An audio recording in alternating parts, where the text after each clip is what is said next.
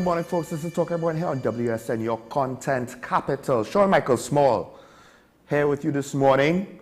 Hopefully won't be alone for too long.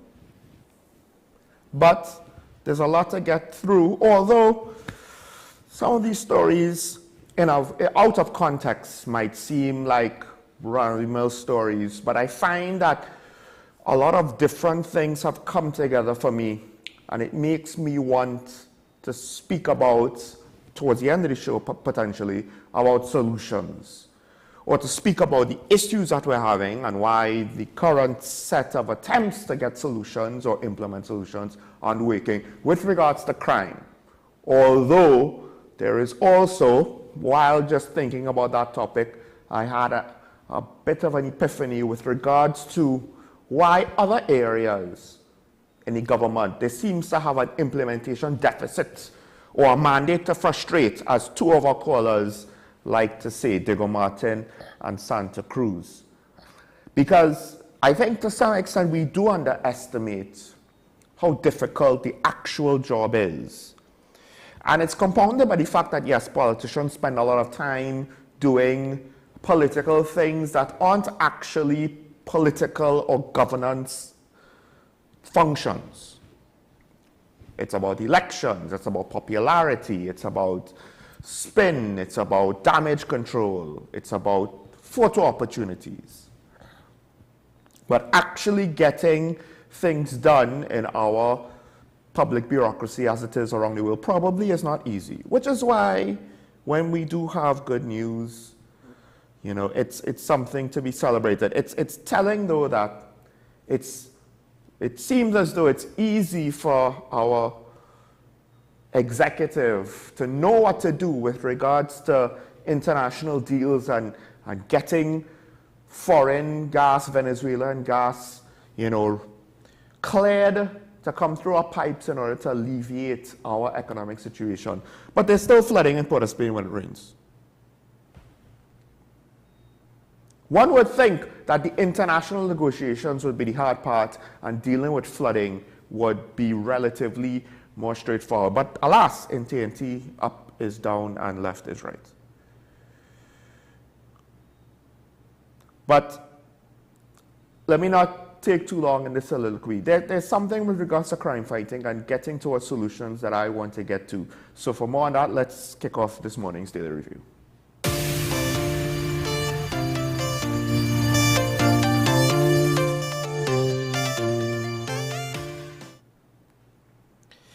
And of course, it has been reported that the Prime Minister, he is at well, in Canada, there's a CARICOM summit, Canada CARICOM summit, Ottawa, Canada, the actual capital, I believe, of Canada, where the Prime Minister, he beseeched Canada for aid. So far, I'm mainly seeing two areas. Now, of course, he spoke about our crime situation and everything. And he did mention we need improved police training and more effective policing. This is an area we believe Canada can help us because your management of policing is something quite significant. I'm not too sure if I am incorrect, but I do believe at one point we had a Canadian Commissioner of Police who was trying to implement modern. We got rid of him. Anyway, let's not. The other thing that the Prime Minister was speaking about, I mean, that Canadian Commissioner of Police was, what, 12 years ago, plus, more? The other thing is, with regards to helping it better patrol coastal areas using small craft, that is helping CARICOM. The Prime Minister said, we can't get a proper supply of small craft to put into use immediately. I am amazed how difficult it is to get small craft for our zone patrolling. Just a sideway, two of the daily newspapers in their reports, one had littoral zone and the other one, literal as in literally meaning, and the other one had little zone. Gentlemen, the word you are looking for is littoral, L-I-T-T-O-R-A-L. It is the relating to or situated on the shore of the sea or a lake, a region lying along a shore. It's a region where deep water vessels can't operate very easily or freely because, you know, the larger vessels run the risk of running aground. It's also an area where larger vessels will be unwieldy to operate. So of course, anybody who knows, when you are on the ferry coming back to Port of Spain, all of a sudden the captain kind of has to go at a gingerly pace, right? For various reasons. It's not always because the vessel is too deep. The fast ferries, catamarans, they're not actually that deep of a vessel. But I'm not entirely too sure how many of our vessels that we have, this would be an issue, in the sense that most of our vessels are not that big. More importantly, some of the interdiction work, I don't know if it's really going to reach to the point where it's going close up to shore in the littoral zones. So I understand the Prime Minister wants to get help, because this is the easy thing to do, right? Remember what I said, implementation is difficult for government and bureaucracy and so forth, etc., etc. You know, certain things are supposed to be independent, at least in theory. So, but certain other things are more straightforward.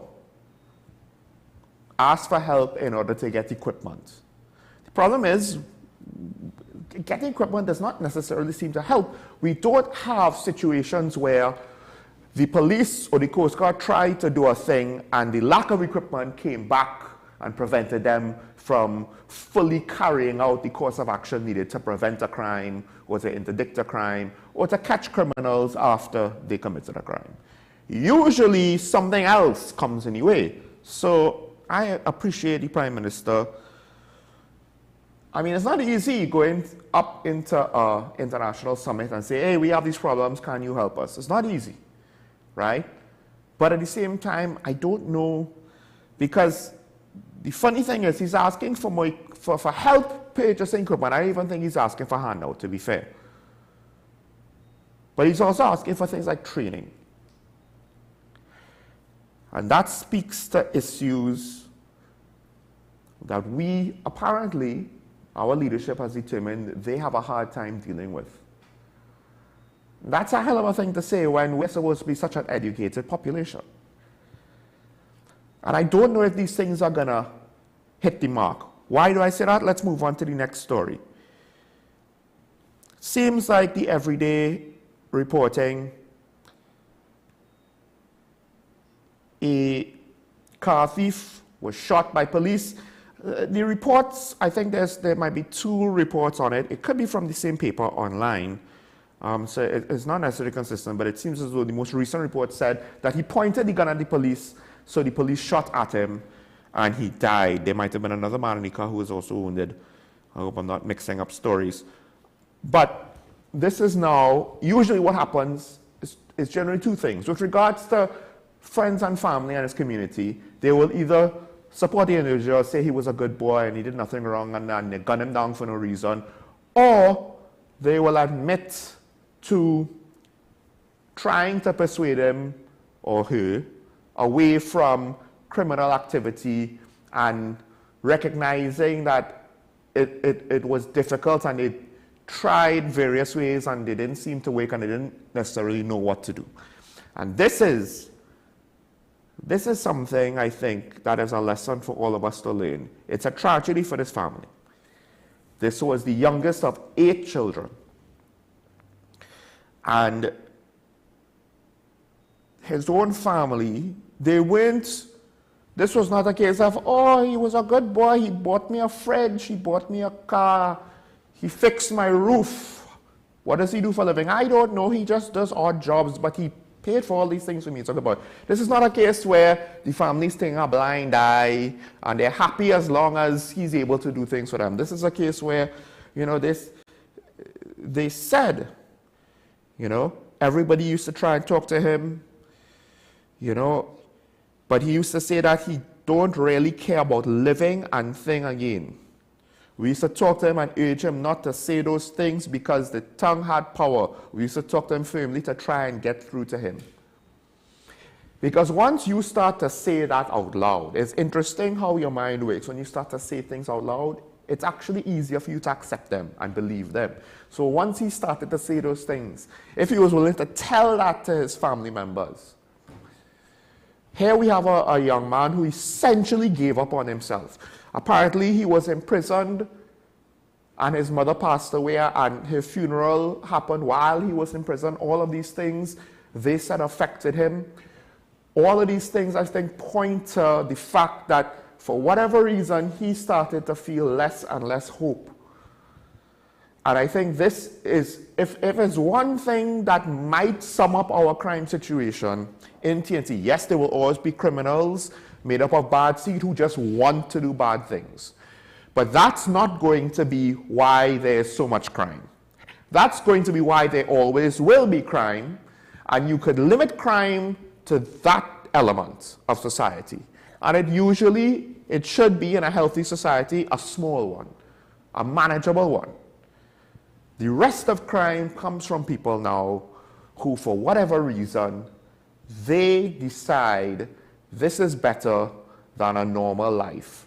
And far too often, when you put the pieces together, it comes out into a sense of there's no hope for the future. And if there's no hope for the future, we could talk about rehabilitating criminals all we want till, the cows come home, till the rooster crows. It doesn't matter. If they have no hope, why would they be rehabilitated? What they would do is they will say what they need to say to get from one day to the next, whatever that course of action is for them. And in some cases, they might be pushed past the point of rehabilitation, and they might turn into some of those bad elements. And in other cases, it's just because circumstances work against reaching them and getting them out of that mindset. And that mindset apparently is all too common. Lack of hope. I mean, it doesn't even have to reach this point. You could see the warning signs. Third story. The Ministry of Education, they basically took the course of last resort with one female student. She was seen in a video verbally abusing a teacher in a classroom. So they decided to expel her because it was not just that one incident, it was apparently for multiple incidents. Disruptive and unruly behavior, cursing the teacher, threatening and using aggressive language, gross disrespect towards authority. But this one incident was videotaped, and some people might think, and here's the thing, on the surface, my initial reaction is this. At this point, I don't know if this student will trust society again. Or maybe she is a stubborn girl that needs a different environment altogether, a different career path, or what have you. Maybe she's a troubled teen. Maybe she's a bad seed. I don't know. All I know is that hope for her now that education has been cut off is significantly reduced to the point of impossible. Because this is the system's response to her. She's a child. She doesn't always know the consequences of her actions and what best to do for her long-term future. She could have been influenced by the wrong things, by the wrong people, and wasn't guided properly. It's difficult to know. But chances are now, this is one instance where we see these things start. The system chews them up and spits them out.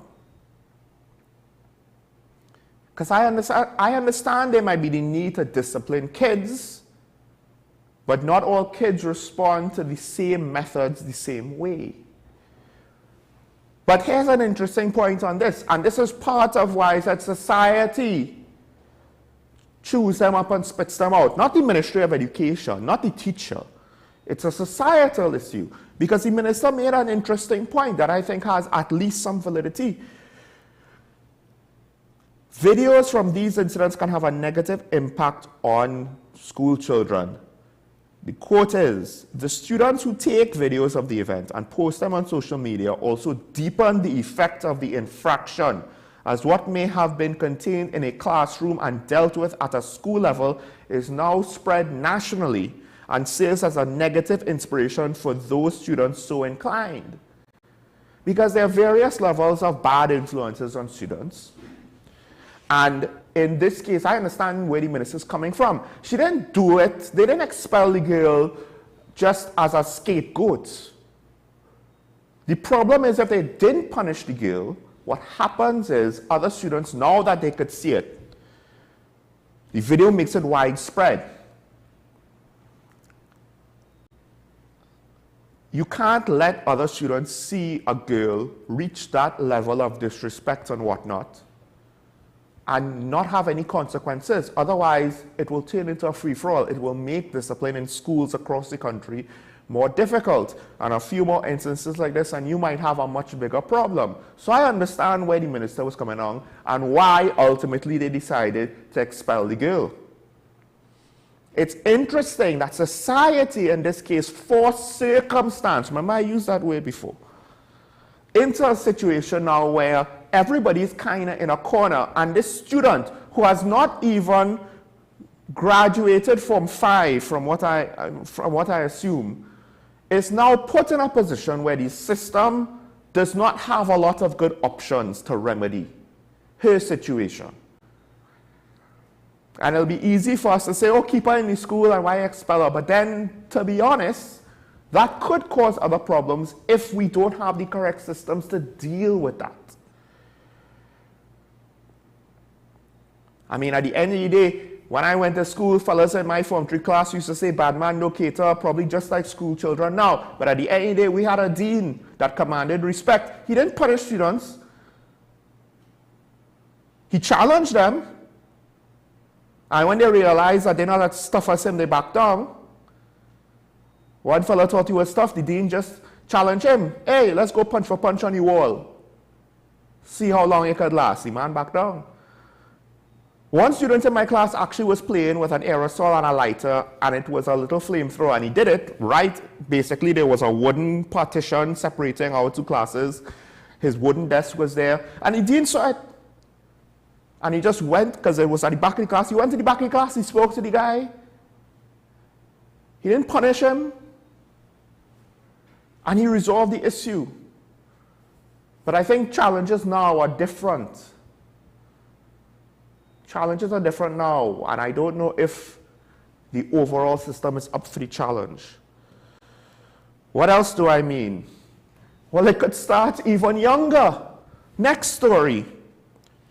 I spoke about a situation where 2 children were found by the police in a dilapidated house, well, the day before yesterday. I spoke about it yesterday. And the police, they made further comments with regards to the suitability of the living conditions for the kids. They said basically there were cockroaches, there were rats everywhere. The houses were grown with bushes, so they couldn't be confident that they weren't snakes. And these 2 children were left alone. Well, the father now speaks out. He's separated from the mother. He doesn't have a steady stream of income. His electricity was cut, and he has to rewire the house to get it reconnected. He can't afford gas, so he has to use a milk tin with wood to cook food. And he has to work long hours, and he thought the godfather was watching the kids. And apparently the godfather, according to the father, left the kids alone before he could make it back to the house. And now they're under investigation for child abandonment, and one could also argue the conditions of the home, that might also, cause people in the Child Protective Unit or the Children's Authority to take notice and make a determination on the suitability of this environment for the children. The gentleman was already been interviewed by the police at least once, and he has asked for his children to be returned to him. And to be honest,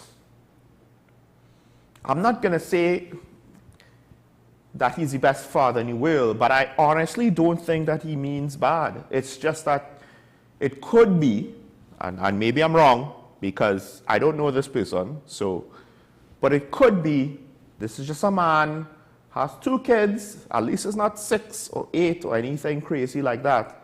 He has 2 kids, and he doesn't have the means to mind them. And the system, again, might be put in a difficult situation. And if you take them away now from their parents, I'm not entirely too sure what the arrangement is with the mother. It seems as though the mother does not live with them and is not with the father. But if you take them away from the parents and you put them into our foster system, I don't know what exactly it's called, I'm not confident that these kids will make it out on the other end. Most of our orphanages are really, it's not because they're orphans. The children's homes are more for because either the children are troubled children and the courts put there, or their living environment potentially is not the best, so the courts remove them from there, something like that. But what they end up in is a very unpleasant situation. Not necessarily the worst thing in the world. It's livable, but it's not always pleasant. And that could have an effect on kids. And that could, and you know, we're starting off with toddlers here now, with their worldview and how they perceive things is going to be affected. And this is potentially how it starts. Through no significant fault of anyone's, the system has to look after the best interest, but the irony is the system looking after the best interest of the children in this case, and it would be looking after their best interest if they decide, listen, this living condition is not good for them. But at some point, it might just end up still chewing them up and spitting them out, and they'll come out at 21, bad man don't cater, I ain't gonna live long, I don't want to go to jail, so they had to kill me, etc., etc., etc., etc. Folks, let's take a break. When we come back, we'll get into this more here on Talking Point. Stay tuned.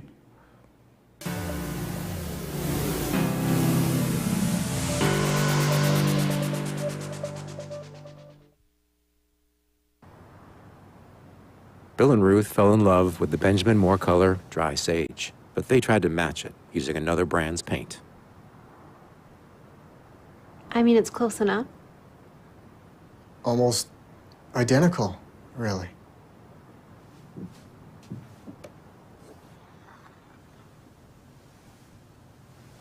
Yeah, there it is. Never trust another paint to be a Benjamin Moore color. Let the Home Store turn your house into a home you love. Get everything you need to give your home that special look and feel. We offer household items, lawn and garden, paint center, hardware, plumbing, lighting and electrical, toys and storage solutions. 5 convenient locations: 6th Avenue Barataria, The Falls at West Mall, Pennywise Plaza Shoguanas, C3 Center Branch and C3 San Fernando. Check out our Facebook page for more information and come visit us today. The Home Store. Turn your house into a home you love. Alan's Funeral Home, Tunapuna. Relax. We know the loss of a loved one can be challenging, but we've got your back for all your funeral needs, from documents to the service and or burial. Let Alan's Funeral Home take care of you and your loved ones. We are located on the Eastern Main Road in Tunapuna. Call us today at 663-1829 or visit allansfuneralhome.com. Alan's Funeral Home. Let us take care of business. Take some time for yourself or spend some time with the family at Sandy Point Village Hotel. Enjoy our various studio and suite apartments, self-contained with their own kitchenettes and Wi-Fi.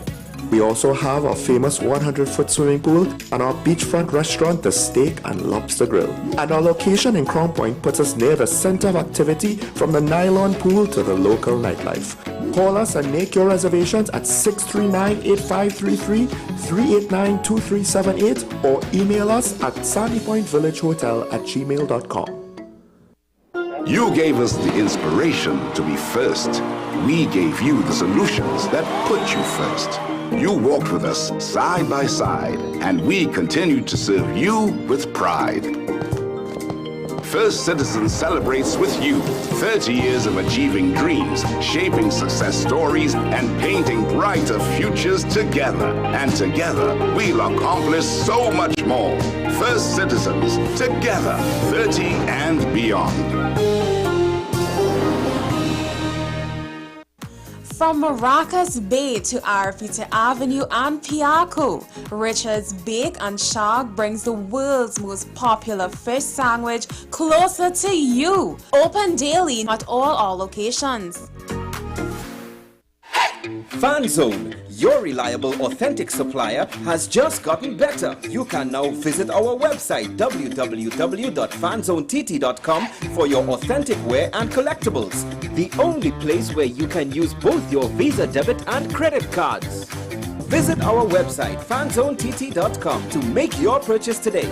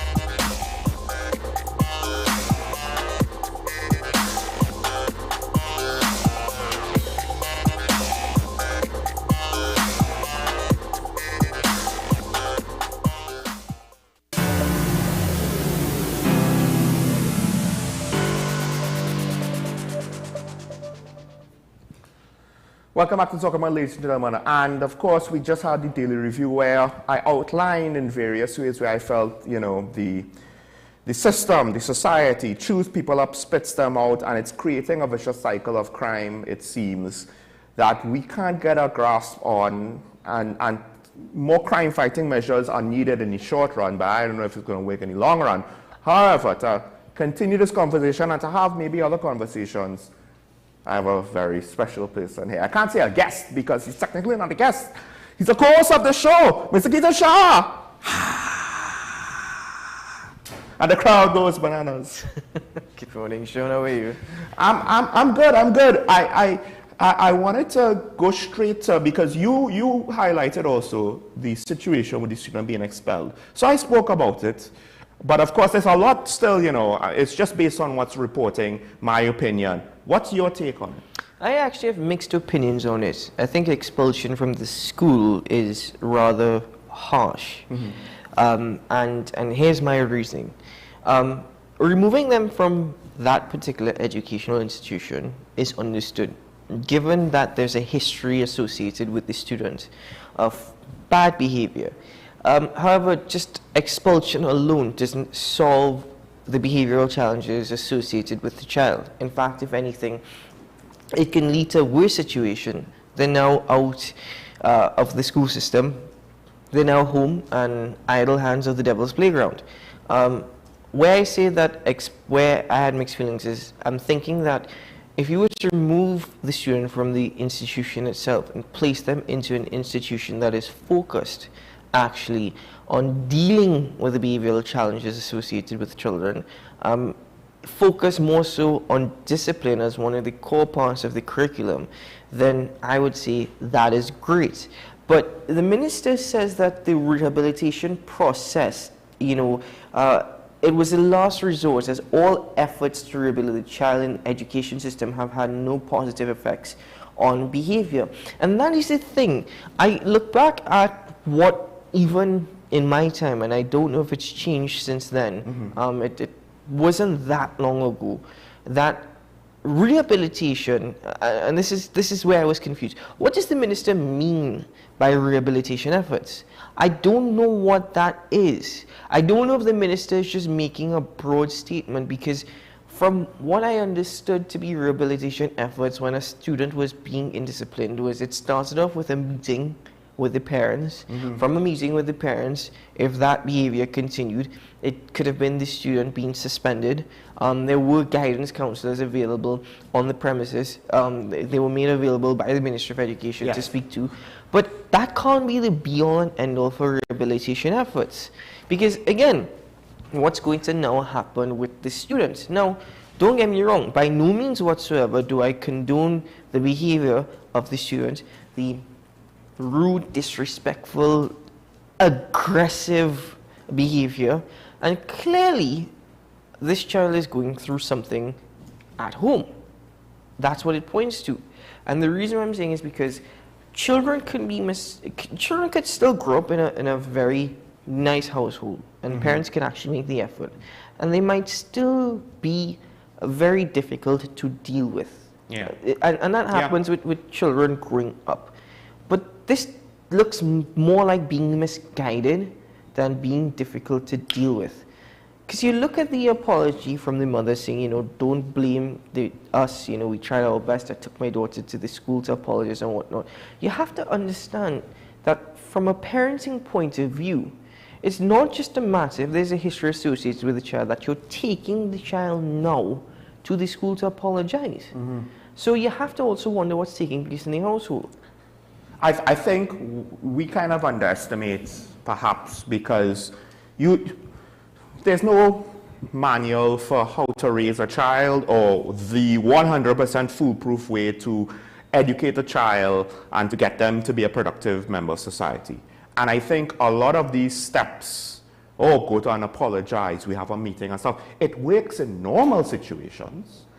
And it's kind of funny that I find the Ministry of Education doesn't seem to understand. Listen, if the child doesn't care about respecting other people and doesn't necessarily even potentially care about their own future, right? Or at least that's the front that they're putting up. Then suspension and apologies and meetings and stuff like that, yeah, that would work, but usually it works with students who aren't reached that far gone of a point. You see, yeah, it's an all-rounding thing as well. It's a societal thing as well. Going back to what the Minister of Education said, she says that the children, the expelled students, as well as the parents, were referred to the Ministry of Social Development, Family Services, the Ministry of Youth Development and National Service, as well as community police, so that those ministries and agencies can reach out to the family and offer support. She said this includes counseling, training programs, and community activities. And the thing is, you know, again, the training programs, I'm not so sure if she's referring to training programs that are available from YTEP. And even these community activities, is she referring to the police youth club, for example? I'm wondering, you see, it's very vague. So based off of the statements from the minister and based off of the situation, that's why I have mixed opinions. Because the rehabilitation of the child, to me, just seems as though the basis has just stopped here. Now, when I say from a societal issue, going back to the background story of the child, you don't know the environment of which they grew up in. We don't really have an understanding about that as well. And education system in Trinidad and Tobago has become a blanket. It's one size to fit all, essentially. And the education system has been neglected more or less in many other ways, whether it be the curriculum, the actual infrastructure that has been made available. But let's not dive too much into that. But the reason why I say we don't know about the family background and all that is because I've said before, you had children having children, and that does not necessarily mean age. That could mean the maturity of the parents as well. Because you can be 35 years of age and you could be extremely immature. There may be younger people who are a lot more mature than you, a lot more disciplined. So you don't know the lessons from the parents onto the child. And if the child was also growing up in a household that has 8 siblings, but yet was broken, right? That might also be a contributing factor where, yes, maybe I have these siblings, but the family and the household is always broken up. And that could be a contributing factor as well. Now, at the same time, economics could have a factor in it as well. Because if you have families, again, let's just use a figure of 5, right? You are 30-something years old, you have 5 children, some of them are teenagers, some of them are young, and then you complain when the price of a loaf of bread goes up. I mean, you understand what I'm guessing at? You start them thinking in that way of how unfair everything is. Everything is unfair. The whole of society is against me. I have no opportunity. I'm not going to survive. I have to be this way in order to stand up for myself. All of that is part of the mindset, and all that is part of thought processing. which can negatively impact upon the child. Because I was saying during the daily review, I just found, you might think these stories are mundane and a guy got shot because, he didn't care about his life as a criminal. There's many of those. But I think it comes back down to what you just said, that society, it's not as though society wants to have a negative impact on people, right? It's just that certain combinations of circumstances and situations and scenarios come together. This young man, he missed his mother's funeral because he was incarcerated. All of a sudden, he starts to care less and less of the world, less and less of himself. He doesn't care if he dies, so he points a gun at the police and he gets shot. Then there's the father of the 2 children in the dilapidated house, where, you can't get more economically destitute than that. And I keep saying the system chews them up and spits them out. Now the RIC is coming out with potentially what we expect to be an increase in the rates of electricity. Now, technically, it's very cheap, but on some level, with everything that's gone on, the question is how easily will the population be able to absorb another increase in the cost of living, no matter how small? So the thing is that I can't blame government for absolutely everything, right? Government has a crucial role to play. And it is extremely debatable whether or not they're actually doing a very good job given their responsibilities. Many other areas, by the way. Just focusing on this situation just for one moment again. I blame the Ministry of Education because of this blanket system that we've created, right? I also blame the Ministry of Education for a lot of resources at every school. And I also am of the opinion that this expulsion would have been more understanding if there was further rehabilitation outside of this institution, whether it be in another institution, right? And again, an institution that focuses on such discipline. And I really hope no callers of yours say that's what YTC is for. I really hope not. But where I would say that people are to blame as well is because no matter the society that my child is growing up in, as a parent, it could stress me, it could make me go crazy. I will do my utmost best to ensure that my child is raised with a certain mindset and that level of respect and that level of discipline. That is where me as a parent, and that's the responsibility I have as a parent, not only to ensure that they have opportunity and that there is even food on the table for them to eat, but even the way that they are raised, that is where I take responsibility. Because you can't hide them from the news that Trinidad and Tobago in a crime situation. Or from their school peers. Right, so you can't hide them from that. You can't shelter them forever. You can't shelter them at all. But what you can do is that you can help them focus on a path, and a positive path. Well, and that may not have been the case. Look at the incidents. 2 children in a dilapidated house. Police don't even know if the house is occupied. They don't know why the children are there. They take them in. They eventually go back to the house. They find the father. He does not get back custody of the children because of a combination of the conditions, but more importantly, they were found alone, unsupervised as toddlers. The father's story basically says, well, he left them with someone, that person abandoned them. He didn't abandon them. He left them with supervision for the day while he had to work, and he worked late. Because he doesn't have like a steady job, he just does odd jobs. And it could be that some families, especially as things get harder and harder. So far we haven't had any big incidents, we haven't had it explode in our face. But some people might be falling through the cracks and might have been falling through the cracks all since 2019 or before, when we started having economic problems with foreign exchange, with lack of government revenue, and the trickle-down effects of all of those things with private business, etc., etc. So as much as, yes, we could say, well, parents need to do their best to try to get their children on a good path, this parent here seems to be set to fail. Because the environment of his children, I don't even know if it's responsible to leave his children with him. He misses his children and he wants the children back. And that is not thinking in the best interest of the children.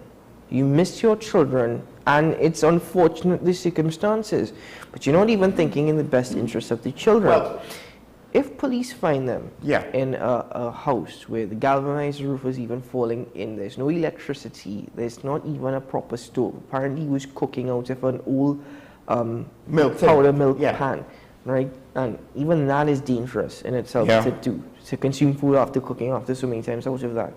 And there were cockroaches and even rats that infested the building. Even the article describes the living quarters full of garbage and bottles and whatnot. You're not thinking in the best interest of the children.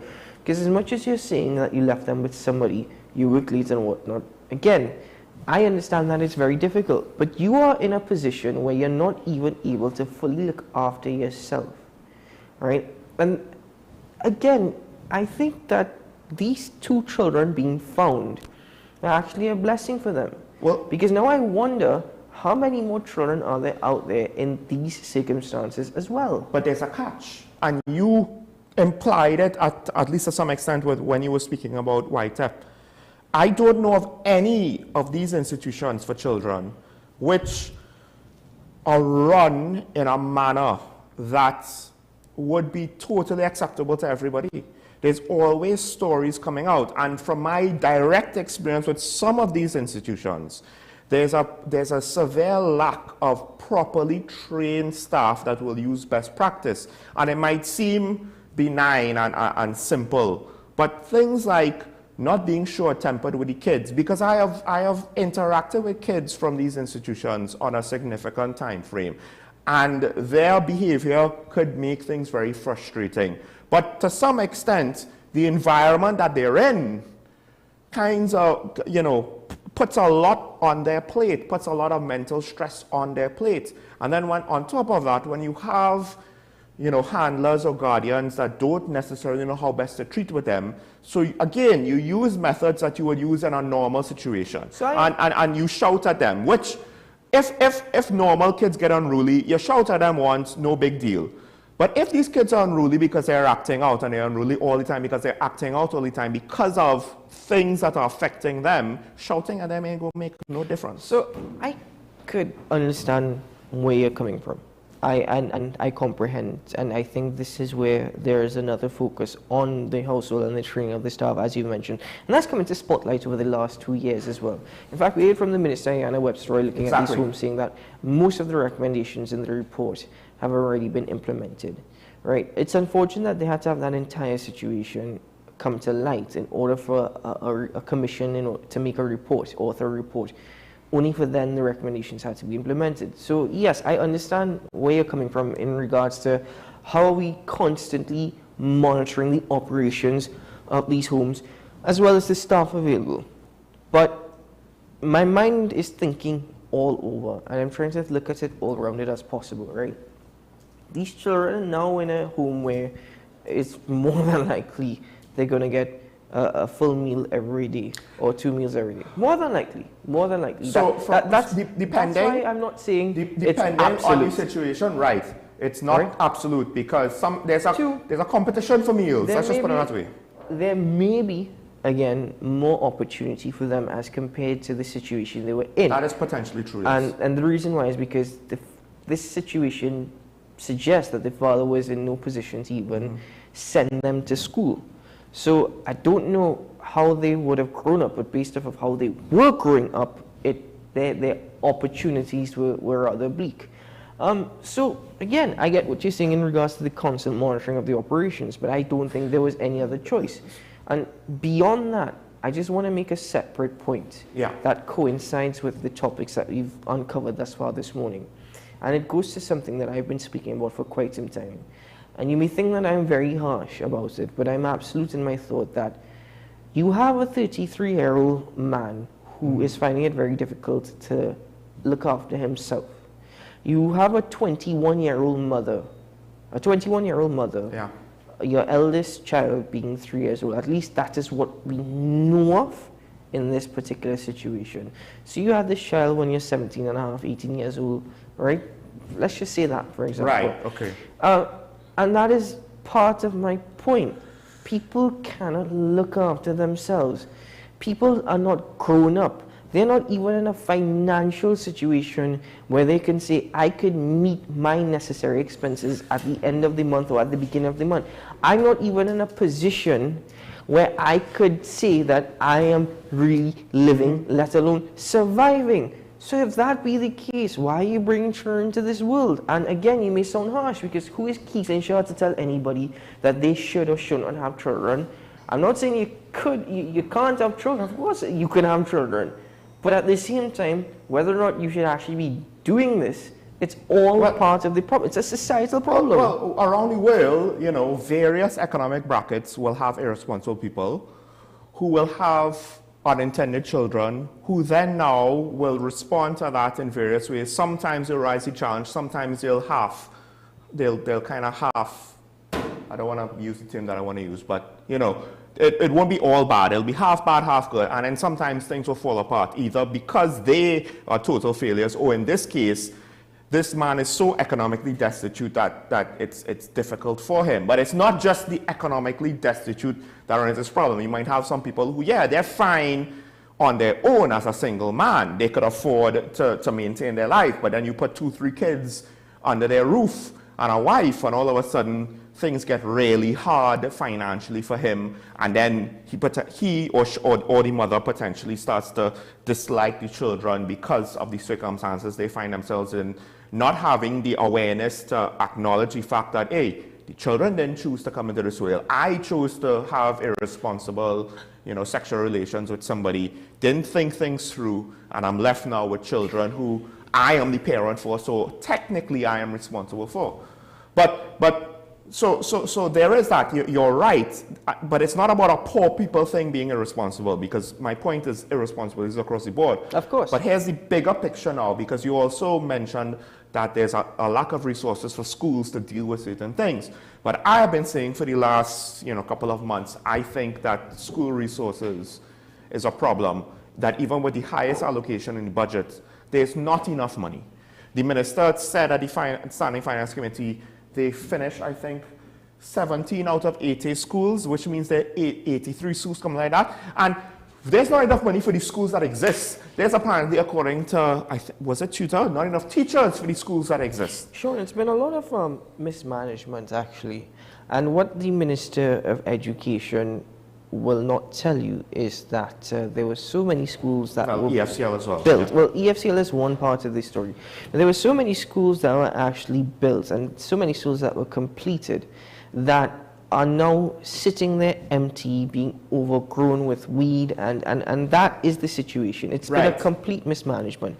And I give you one example of my old primary school, which was the Care Presbyterian Primary School. A brand new school was built for the Care Presbyterian Primary School. Right. It's there, it was completed, it's now overgrown with weed and bush.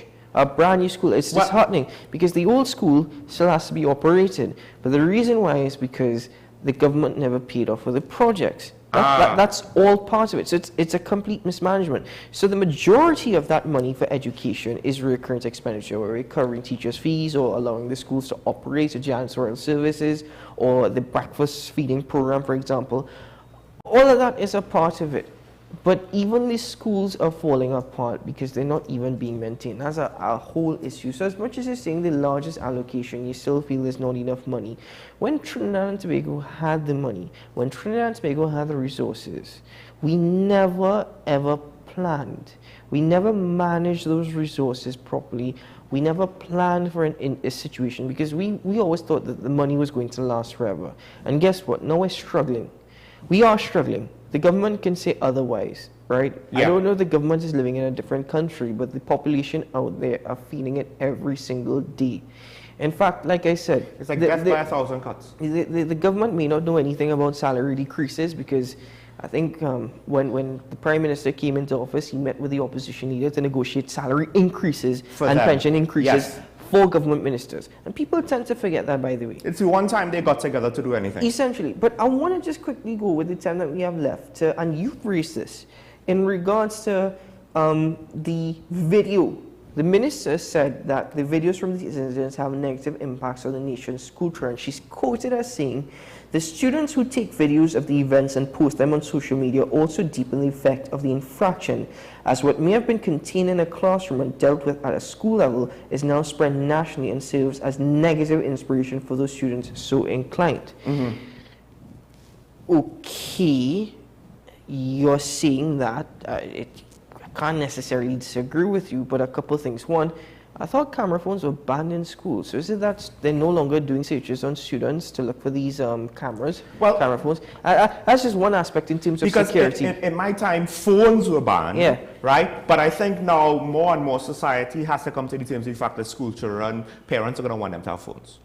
Nothing is wrong with having a phone, but the good old Me Too's like they said, you could take that phone, you could pelt it from here to across the road in Woodbrook, and it's still going to be in one place. And I don't understand why students can't have that to go to. I had that going to school. I had that growing up and going to school. The good old Me Too. Come on, let's be real. But I'm just saying, that's for school. Apart from that, spreads nationally and serves as a negative inspiration for those students so inclined. But it also paints a negative picture on the Ministry of Education. That is true as well. That is what the minister is focusing more on. Yes or no? Or rather, yes and yes. Let's say yes and yes. And let's hear you before we have to go for a break. No. I think you're right. At the end of the day, it does reveal behind closed doors. That's the double-edged sword of what the minister is saying, right? That, okay, it reveals things and it might encourage other students to misbehave, but it also can be useful because it reveals things that otherwise would have been kept behind closed doors. So now as a society, we have to judge those words based on what you said. Which one is more important? What are we potentially willing to compromise? Right? Are we willing to compromise a tool that might help transparency in a country where transparency is an often forgotten concept when it suits whoever, right? And this is not new. This happens all around the world. But the point is we don't have a lot of means now to push back against that. So, and my thing is that if security on the school compound, for example, were to restrain the child or hold the child, if the child lashed out and started a physical altercation, all right, and kudos that there was no significant retaliation, or if security had to hold them down because of that physical altercation, whatever the case may be, are we going to hear from people in society or even the parents, not that security, them can't touch my child like that, them can't hold my child like that? Are we going to hear that as well? It can't be these people touching my child. Nobody, and are they going to walk into school and make a fuss about that? Because basically you're making a similar case with regards to body cameras for police. Well, if you have video, it could actually show the truth and we won't have, well, how to say, the wrong rumors being spread or misinformation being spread. We've grown so accustomed to blaming everything and everyone else in society for our wrongdoings, for our faults, for our shortfalls. Again, priorities. We will do everything in our power to ensure, even if it means having to sacrifice essential expenditure at the end of the month, to ensure that we find ourselves in every single carnival fete and jumping up on the road for carnival. But if they raise the price of bread by 50 cents later today, it's going to be hell. So you have to understand where I'm coming out with regards to societal the irony is you actually said it both ways. And here's the minister potentially passing some of the blame on to others as well for what essentially is her purview. Like I said, it's two-folded. That's why I had mixed opinions on this. I had serious mixed opinions on this. Folks, we have to take a break. When we come back, there's one last point I want to make on this, our bigger picture point. But then, of course, you have the phone lines. And you could speak to Keaton Shah. He's here in the flesh. In real life, you could almost reach out and touch him. Well, you can't. I can't. Anyway, let's take a break. News on the hour next.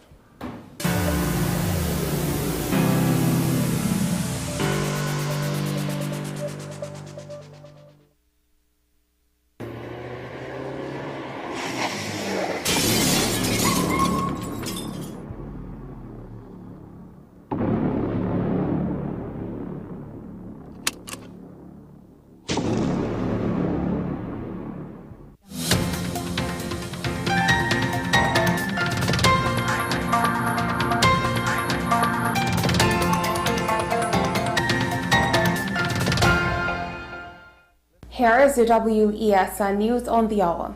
I am Sira Ali. Thanks for joining us. Here are the headlines. Dr. Keith Rowley met with Canada's Prime Minister at the Canada CARICOM Summit. Police shot and killed a bandit in San Juan. Internationally, Ukraine used US-supplied long-range missiles for the first time. Now for the details. Prime Minister Dr. Keith Rowley is greeted by Prime Minister of Canada, Justin Trudeau, at the opening of the Canada CARICOM Summit in Ottawa this morning. The summit is co-chaired by Prime Minister Trudeau and the current chair of CARICOM, Prime Minister of Dominica, Roosevelt Scarrett. Climate change and resilience, access to finance and global financial architecture reform, Haiti, regional security, as well as trade and investment are among the issues that will form part of the summit's agenda. Police shot and killed a bandit in the San Juan area on Tuesday night, shortly after he and another man stole a car. Report states that a 58-year-old man was robbed of his gray Nissan wing route around 6:30 p.m. yesterday in Bonnet by two assailants. An all-point bulletin was issued, and officers later intercepted the vehicle at the Quasi in San Juan, where the suspects reportedly opened fire on the officers. The officers responded with a routine of fire hitting both men. However, one suspect succumbed to his injuries at hospital, while the other, 18-year-old, received treatment. In some WESN good news, Cricket West Indies announced that it will be investing more than US $2.5 million in prize money over a 4-year period. This increase in prize money and bonuses is for teams competing in the CG United Super 50 Cup as well as other regional competitions. This increase extends to all senior men's and women's tournaments. The champions of the 2024 West Indies Championship Regional Red Ball 40 First Class competition will win $250,000, with the finalists getting US $100,000. Internationally, Ukraine President Volodymyr Zelensky said his country used US-supplied long-range missiles for the first time.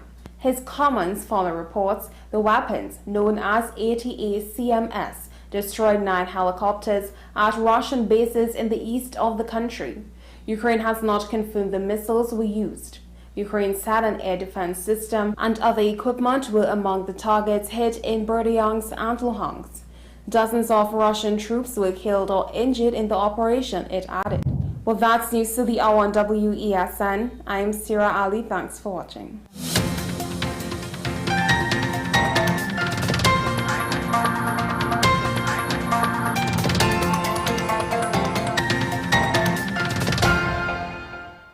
Since they were on sale, Laura bought these umbrella shoes without thinking. Literally, without thinking. Hungry for deals? You'd better come and satisfy it at KFC before doing something crazy. Wow Bucket. 7 pieces of chicken and 4 regular sides for $115. A finger-licking good deal.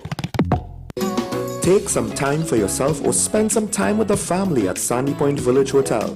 Enjoy our various studio and suite apartments, self-contained with their own kitchenettes and Wi-Fi.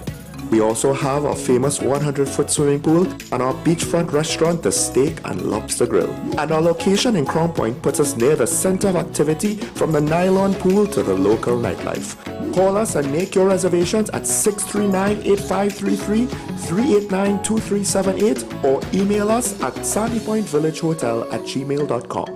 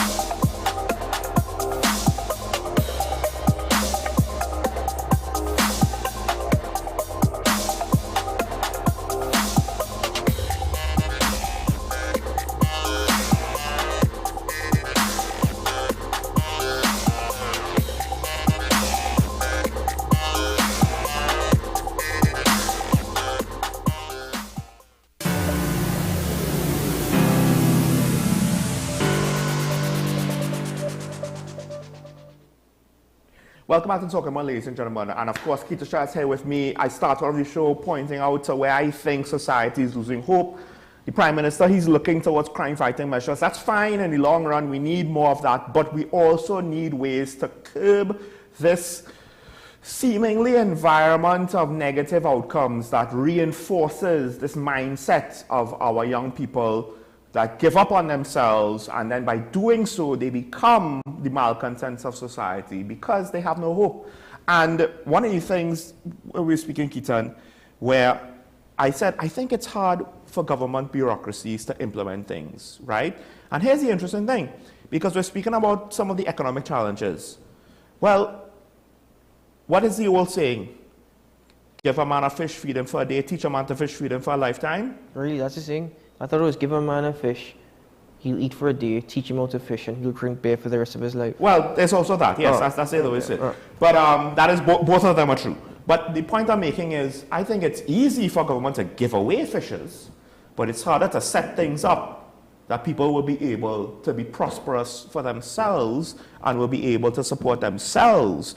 And we're seeing now potentially the long-term effects of that, and that's why we have more and more. We're not prepared to deal with these economic shocks. We have more people borderline that can't support themselves or their families. Sean, I actually could appreciate the efforts of the Ministry of National Development, Youth Development and National Service. Right. I could appreciate the programs that they pump out. There are a couple of things to consider though. I am aware of all the programs that they pump out because of the position I'm in. I get the press releases. Yes. I get the information. I get the interview, the request to interview. So I'm aware of that. So that's why I say I could appreciate that. It's good that they have all these programs that are available. That point being made, half the public isn't aware. Mm-hmm. And again, it may simply be that they just are not looking. People might not have access to the necessary resources such as internet connection to go on the website. Or the ministry is not doing a very good job at making the public aware, educating them. Or they don't trust. True. You have all these programs, and the one question I try to get an answer to, which I never get a satisfactory response, is what comes afterwards? Yeah. When they graduate from these programs, what's next? What happens afterwards? Because they graduate from these programs, it's not as though they can say, okay, we can go and open up a fishing farm right afterwards because we have the money to do so. The jobs that are necessary to actually allow these students who have now gained the knowledge and the education to perform are not available. You have people in Trinidad and Tobago, you have plumbers leaving Trinidad and Tobago, and plumbers in TNT and electricians, trades generally. We don't have enough plumbers. They actually make good money, they do. Yeah. They do. Yeah. They are leaving Trinidad and Tobago to go Canada to work on farms, which is seasonal jobs, because they get paid more. Right? So just bear all that in mind. So folks, like I said, we have an issue where I think we're not getting enough of it done to get people to sustain themselves. The government tried the shortcut from just before this administration. Let's just give them things to tie them over. CPEP, ERP, grants, this, that, the other. Yeah, but what happens when government don't have money? All of a sudden now the chickens come home to roost, right? And we're stuck in this scenario. Let's open up the phone lines. Phone number should be up on your screen there. You could join in onto the conversation, add your 2 cents on this. Are we making sense? Maybe we're crazy. Maybe we're making no sense at all. But I have a lot of concerns because I think a lot of these programs that we have, what we have, and the police are also attempting to do things as well. But the problem is what we have, I think they're like people trying to put a finger in a hole in a dam. But we're not talking about a small mud dam. We're talking about a big concrete dam with cracks in it. And fingers ain't going to be enough to stop the tide of water that's going to flow through these ever-widening holes as crime continues to increase. And the thing is, these are the long-term solutions. But we can't afford to stumble on them now because that just means that long-term, this problem will persist and carry on for years and years and years and years and years while crime fighting is trying to catch its breath and keep up. And yes, we have issues with crime fighting as well. But that's not the only place we have issues. That's not the only source of this situation. Anyway, we have the phone lines open, ladies and gentlemen. You can join us on the program, and we already have our caller, first caller on the line for the morning from Marval. Good morning, caller. Hello, good morning. Hi, morning. Are you hearing me? Yes, we're hearing you. Good morning. Good morning, fellas. I haven't called you for about 3-4 months. Anyway, what I want to ask is two things, or I want to just make a point. Many years ago, they're talking about how we could improve things in the country. We got to start from the new generation. This generation is gone. Years and years ago, we had Sea Scouts, Boy Scouts, Girl Guides, cadets, and it was so nice to see these things happening, and people were proud, youngsters were proud to be in it. Instead of spending $18 and $30 million on new cars, why don't we put some money into programs like this? Let every school, at least 1 or 2 in each county, have Girl Guides, Sea Scouts, Boy Scouts, things like that, and develop the youth from a tender age. Instead of this 18 million on cars, 30 million on this, and you're forget this generation because it's gone. Next thing, I want you to, whenever you've got chance, this is your area, at the corner right there by the barracks where the horses graze at times, on that corner, I want you to, whenever you're passing again, just look to the right, on the same side with the horses, and you'll see at the end of the road, right by the traffic light, a gap with about 8 or 9 perfect vehicles with the logo of the lifeguards, all parked up, turning green, yellow, black, and blue. And a certain person who is our lifeguard told me every single one of them are working. But because of the problems with lifeguards and what these things are going to stay there till lay and die, and no lifeguard could save that. That is, and the last thing is, I'm very glad that Bmobile system is up again, as there were massive lines in Long Circular yesterday to pay their bills, and they would not be cut for the 2 weeks that it was not in use. Have a good day. Thank you very much, Thank you, for your contribution. That is with regards to vehicles associated with any service or ministry in Trinidad and Tobago. You know, lifeguards, police service, bus service. That's just one. You've got ambulance as well. If you go in Mount Up and you drive at the back of Mount Up, you'll see a lot of ambulance parked up, gathering dust and breaking down. If you take a drive at the waterfront car park, which services the Hyatt Hotel and the various ministries, the waterfront complex, if you take a drive at the first 2 floors, you will see they have vehicles which, if you look up now, cost $800,000 plus, I think $700,000, $800,000 plus, sitting there gathering dust. They have dust baths. You know, there's no need for any blankets on them. They're just covered in dust. And that's happening all over. And that's where we're wasting money. I go back to the police service, for example, and I was appalled to see this. The police officers are getting some of the nicest vehicles to drive. Police officers have some really nice vehicles. A Hyundai Santa Fe, for example, which is the top of the top when it comes to the Hyundai line. So I don't know when the Prime Minister said I sent back the request for vehicles and said find cheaper vehicles. They've gone for some bloody expensive vehicles. Really see, right? PEE, Hyundai Santa Fe, brand new on the road, the front right of the vehicle is smashed in. This is a police vehicle? A police vehicle. No, bear in mind, right, yes, you may have a police chase, or it may be, I don't know what it may be. Here's the thing.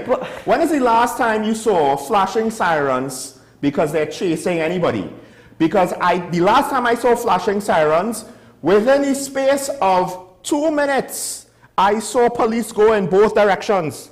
One went this way, followed by another one, and then 2 minutes after, a car came back the other way. So I'm like, which way is the emergency? What direction was it? Actually, most of the times when I see police in a hurry or rush to get something done, it's usually these private police vehicles which turn on their blue flashing lights, drive on the shoulders of the highway, or driving in between traffic.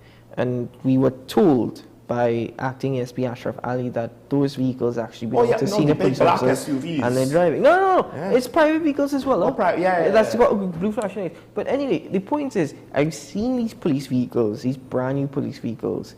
Why are why are they using top of the tops? They're so expensive and they cost to repair. Because what you want is rugged, not necessarily comfort, right? No, it's not necessarily rugged or comfort, Sean. It's who are the suppliers of these vehicles. In fact, one of the tropes with cop police vehicles in the States is that, you know, it's government vehicles, they're not going to be expensive, you can identify them a mile away because of how they look. Who are the ones bringing in these vehicles? And my question is, right, when these vehicles are bought, if you buy a vehicle, in order to maintain a warranty, you always have to get it serviced or repaired from the company itself, right. Yeah, the local dealer. So that vehicle that was smashed in, where's that going to get repaired? Hold on. All I'll say is PTSC. As much as there's the police, PTSC. I'll get to that point after this caller, San Fernando. Hello, good morning. Good morning, Sean and Keita. Good morning. Morning. You know, I want to go to that point that Keaton was talking about the programs that that ministry has for youth, youth development and ministry. You know, I think there are a lot of issues within those programs in terms of outreach is one. Yes. One is recruitment. I think, because I know some people who work in some of those programs, one of the issues they're having is the program has to be a certain size. So when they get students, when people would come on to register and they call them back and they have a certain size of class, sometimes they don't show up for the classes. Sometimes they come on the stipend. So the motivation is not to learn something, the motivation is to get the money. Yeah. So there's a breakdown within that system. And in some instances, some people have told me that the outreach, even though the programs are there and they put them online, they're still not getting enough people in some of the programs in some of the areas. And you wouldn't believe, one of the persons told me, sometimes we need to go back to basics. She was saying to me, you know, what we need to do sometimes is just get a car with a mic, like what they did long time, and just drive around the communities and broadcast this to the people. Let the people see, because so your grandmother going to hear it, your mother going to hear it, your uncle going to hear it, your cousin going to hear it, you going to hear it, you know, that type of thing. And so let them get it out there, because the system is failing the young people. Whether or not some of these young people are failing themselves, the system is failing them. That gentleman that talked just now about the scout, putting some money into those programs, the scouting, they're still scouting and good guys and things, you know, but it is not, people are not participating, because those things are normally driven by society, by people who have to be selfless and give back. Yeah. So you find a lot of people within the system who were scouts. I was a Cub Scout, a scout, a venture scout, and I went back, and my sons were there, and those things. So, but it is people not wanting. Part of the thing is the society is getting very selfish, and people not wanting to give back, gentlemen. Yeah. So you all touch it. This is a nice topic you all have today. Very nice topic. You all have a good day. Thank you very much, caller. Do you have a good day? We have a caller from Arima. Are you there? Hi, good morning. Morning. Right, quick comment. Internationally, police cars are customized. Internationally, police cars are customized. So in Trinidad, we have to stop purchasing domestic vehicles for the police, because they are not built for the kind of work that the police have to do 24/7, 365 days. That is my contribution. Thank you very much, caller. It's a very good point. That's a good point, yeah, because on one hand, you do want big engines and you want a robust vehicle, well built, but also, and ironically, this could make the cars expensive, right? Equipment in the cars, of course, you know, you've seen them on TV where the police cruisers, you know, there's a partition between the front seats and the back seats, so when you put somebody, you know, in the back of a police car, they can't get to the driver easily or cause any disturbance. But I think that maintenance thing at the end of the day. By the way, you know, if you had anybody in the back of your, if you had a person traveling in a vehicle in the trunk of the vehicle, you can be stopped, you can be actually fined, given a ticket because they're in the vehicle. But many times now we see in Trinidad, when people are being arrested, they're putting the trunk of the vehicle. So how safe is that as well? Just bear in mind. Good call from Rima. Thank you for your contribution. Good morning, caller from San Juan. A very good morning to Keaton and a very good morning to Sean Michael. Good morning. And I'll say a big welcome back to Keaton. Thank you. You were sorely missed. Yes, anyway, what I call, you know, Keaton and Sean Michael, 90% of the time when you hear the police siren, and I've heard a lot of people talk about this experience, even during my working days, is when the police going to get doubles or roti or some kind of lunch. 90% of the time they put on the siren, you have to clear the road for them to go and get doubles. Because I hardly ever hear and hardly ever know of any case where they will pursue a bandit. I remember, I'll just quickly tell you, I remember when a prison officer got from Faizabad got shot and killed. I think he was near the Superior Junction trying to get a taxi to go home. And he was shot by some guys passing in a car, shot and killed him. And I don't know if you recall his 5 or 6-year-old daughter, she was running frantically. Yeah. I think it was a prison all over officer. the car park after her father, the prison officer, was shot. Yeah. And Keaton and Sean, it wasn't 5 seconds after that prison officer was shot and lying down there dead on the ground, and his daughter running frantically all over the car park. Passers-by had to try to subdue the little child. 5 seconds after that, no more than 5 seconds after that prison officer was shot, 2 policewomen driving in a vehicle came on the scene, and rather than pursue, and they were told that, look, a prison officer just got shot. Look, the car is there. It's heading that way. And I think the 2 women police officers in the marked police vehicle, it was said that they were going to purchase lunch. The then acting commissioner of police, McDonald Jacobs, told us, I don't know how true this is, that the police officers went in pursuit of the assassins. He never told, McDonald Jacob, who was acting commissioner, never told us what was the number plate of the car, what was the color of the car that the police officers were pursuing. But I believe it was a damn lie. They never went after. They never went after the vehicle. The vehicle in which the 2 gentlemen shot the prison officer. Because if you want the public, Keaton and Sean, when we see something, we must say something. McDonald Jacob, the then acting commissioner of police, never told us the number of the vehicle. So I don't know which number vehicle. If the vehicle passed in front of my house, the color of the vehicle, the make of the vehicle. So these police, they're on a lot baloney. Sorry to say it. Put it like that. Thank you very much. Because we have all of these large caches of arms being found 2 miles into the forest. We don't know who planted those guns there. We don't know who planted those guns there. We up to now, they haven't held anybody and arrested anybody and charged anybody for that. So we don't know if it's gamesmanship the police on. They need to go back to the training school and learn how to school these proper training in police, 21st century policing. Thank you for the time. Next week I'll discuss this. In closing, I'll discuss this on again, off again.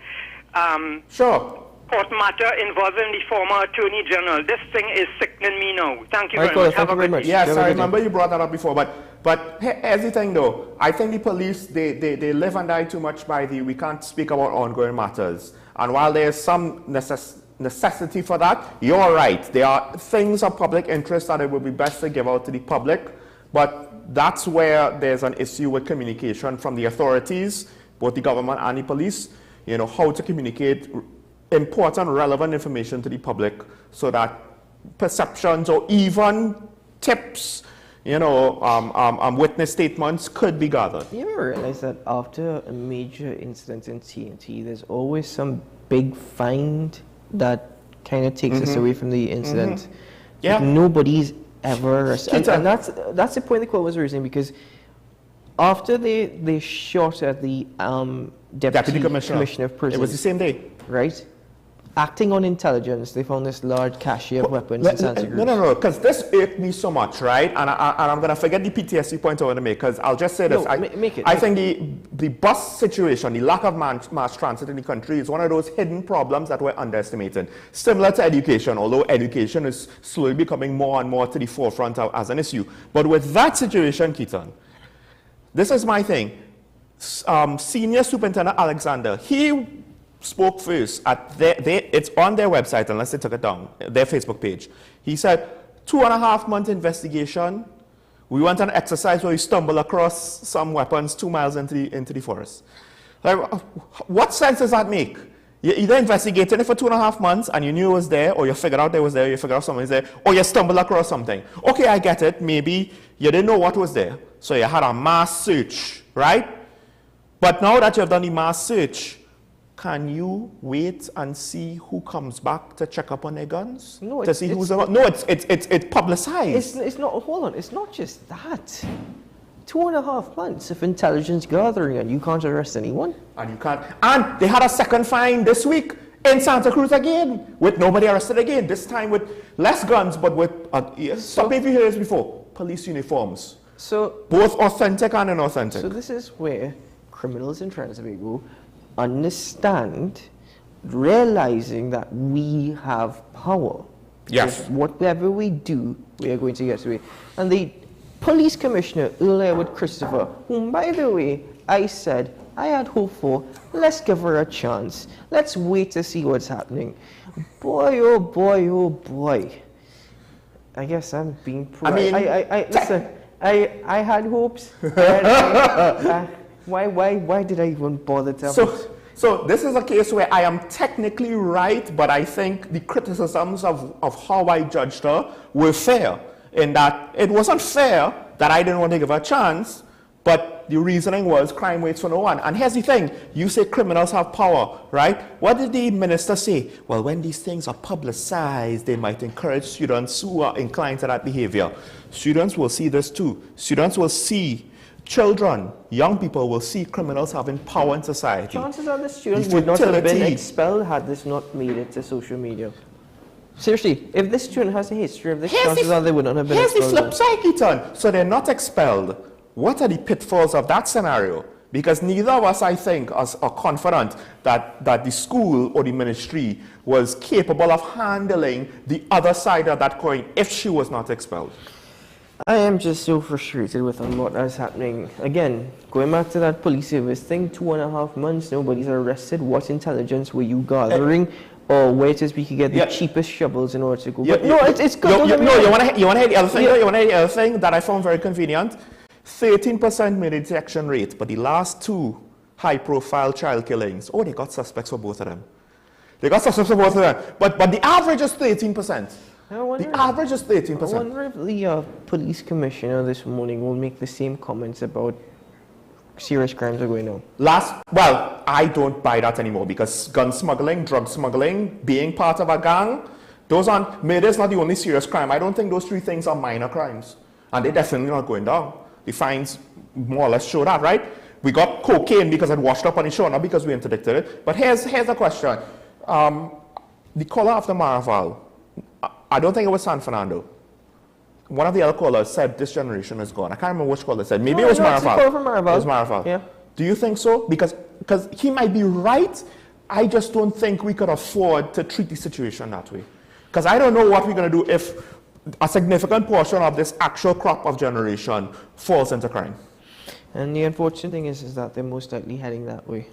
Right, he might be right. As much as we don't want to admit it, he very much might be right. You know what's the unfortunate thing to add to that as well is that we actually have as well so many young, brilliant professionals here in TNT and young people who are genuinely wanting to make a difference and help. And guess what their mindset is? You know what? I'm too frustrated, I'm fed up. I'm just going to look elsewhere. I'm not even going to bother. The wrong people always the wrong people always in the positions. I'll just say this. One of the other problems we have, when they said we need people to volunteer, San Fernando, to follow up on the point on the Boy Scouts, sometimes they don't have the time anymore. Anyway, so society is too much of a rat race. They don't have the time anymore. That's it for Talking Point. It's been a pleasure. Good to have the conversations once more. Keep it sharp, everybody. Keep it sharp. Maybe if we're lucky, if we cross our fingers and if we beg and plead and say our prayers to our guardian angel, he'll show up tomorrow. Sure, Michael Small. Close the show, my boy. Close the show. In the interest of your groveling, I'll see you tomorrow on Talking Point. But say the thing. You can join us again tomorrow. Say the thing. What thing? Today's a good day to have a good day. Folks, we'll see you again tomorrow on Talking Point. Bye-bye.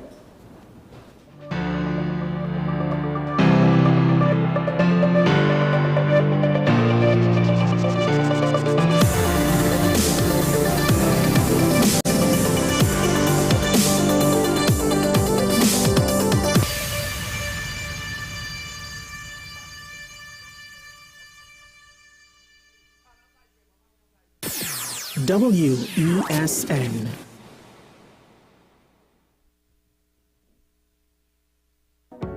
I am Sule A. Joseph, and we are WESN, Content Capital.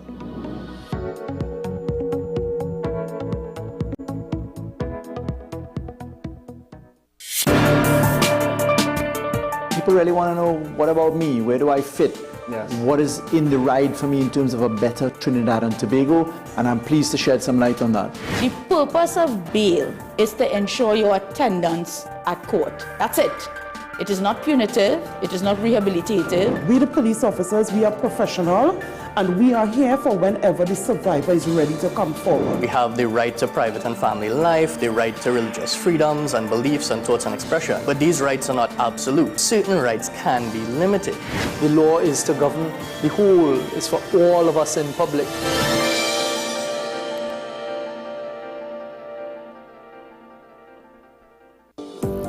Join me, Sule A. Joseph, as I delve into the day-to-day psychological issues plaguing our society. We will discuss behaviors that encompass the biological influences, social pressures, and environmental factors that affect how you think, act, and feel. Site, Thursdays at 11:30 a.m., only on WESN, Content Capital. Join me, Dr. Nalini Kokram, on What's Up Doc, where we discuss all your burning questions concerning health. Trinidad and Tobago is among one of the highest risk group of patients that develop this form of genetic breast cancer. What I'd like to take home from a short interview like this, screening.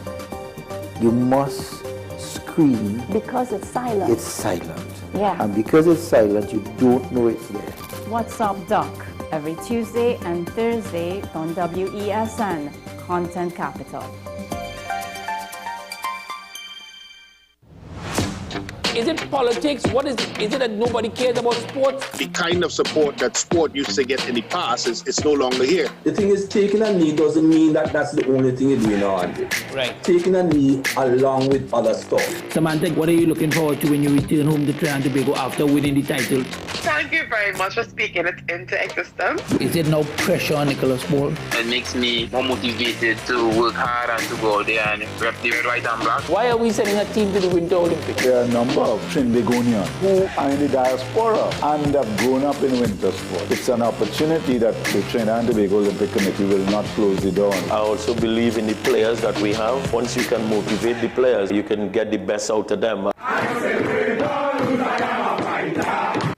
The newest book is here, Closer to the Church, the debut novel by author and former mayor Louis Lee Singh, available